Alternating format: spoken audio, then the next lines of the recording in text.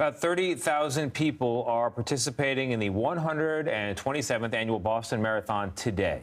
Well, the 26.2-mile-long race, as every marathon goes, is taking place 10 years after the deadly 2013 bombing. The fastest and most decorated field to ever assemble took off from the starting line just this morning. Participants include world record holders, Olympic and Paralympic medalists, and previous marathon winners. But the memory of the day of the attacks is still burned into the minds of the people in Boston, Massachusetts, and all around the world. The pictures are on your screen now. 2 bombs. They went off near the finish line of the marathon, killing 3 people and injuring more than 260. Boston's former police commissioner says that technology has become increasingly important in pursuing assailants since the attack. I spoke to 2 of my FBI partners yesterday about the importance of things like not only video collection and things like facial recognition, which have improved greatly over the last 10 years, but cell phone exploitation, which the FBI does very, very well. So we learned lessons about effectively pursuing terrorists and other people that would do terrible things like this. Joining us now from Boston is CBS News correspondent and one of our midday co-anchors, Lana Zak. Lana, thank you very much for being here. I'm glad you made your way up there to Boston. 10 years on from that terrible bombing. What's the atmosphere like? I mean, on the one hand, it's Marathon Day. That's quite a festive atmosphere. But on the other hand, you've got this major milestone. You know, Boston Strong became the mantra in the days following that attack just a decade ago.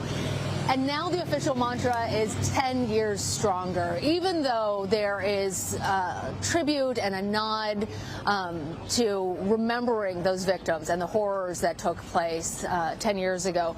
There is excitement, there is strength. And I spoke actually with one woman, Michelle Holland. She ran it in 2013. I noticed her 2013 bib and talked to her about what it felt to be running today. Here's what she had to say. It's closure. It's just to show that the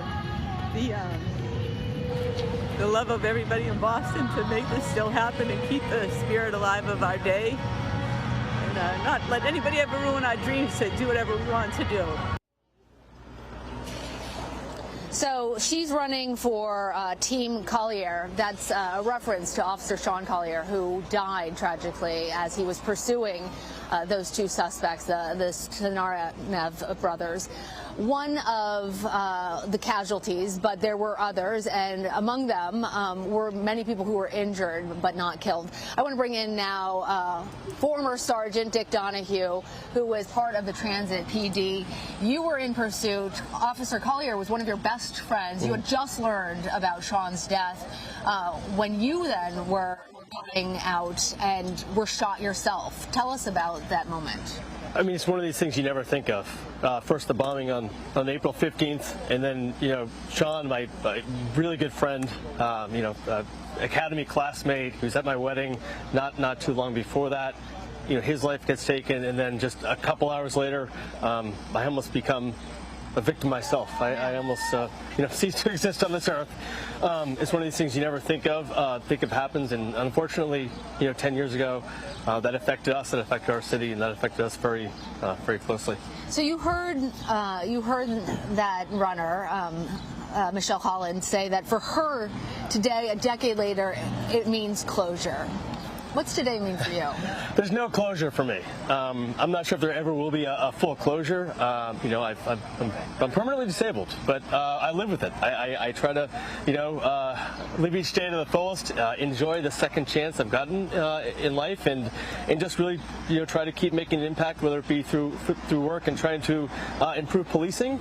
Well, that's a really important point, because so many of the people who were affected by the bombing, we have seen them turn their tragedy into purpose. Yep. You now work for RAND. You're a researcher studying quality policing, not only to try and solve some of the problems that were manifest after the Boston bombing, but also to try and improve the status of policing in this country ad nauseum. Are people today at events like this safe?